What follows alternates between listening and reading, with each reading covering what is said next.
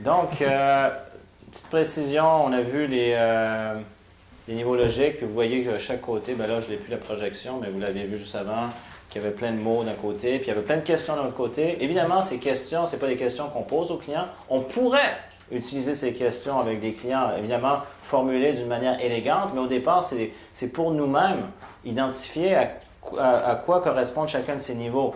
Puis tout à l'heure, j'ai mal compris quand Lucie m'a posé la question, je comprenais qu'elle disait pourquoi au client.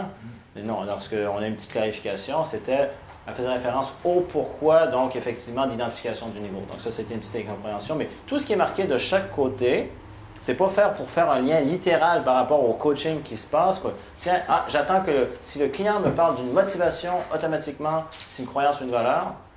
Ça peut effectivement souvent l'être, mais c'est plus pour nous identifier les niveaux. Donc c'est la petite clarification que je voulais amener de chaque côté, autant les questions que les différents termes qui sont utilisés.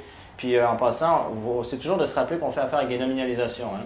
Fait une note que j'avais prise, si je prends juste au niveau, ça vaut pratiquement la peine de le remettre, en termes de stratégie, parce qu'il y a plusieurs mots je vais quand même commencer à les dire en attendant que ça fonctionne. Au tableau, on avait vu capacité. Donc, d'un côté, on voyait des stratégies, mais il y a plusieurs éléments. Donc, autant vous pouvez voir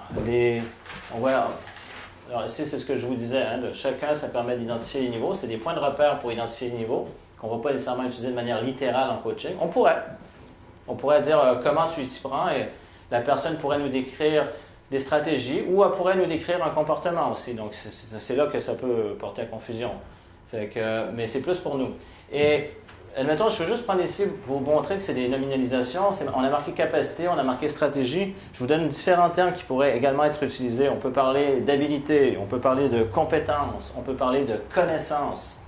Donc, vous voyez, tout ça, ça inclut plusieurs choses. Est-ce que c'est bon pour la clarification?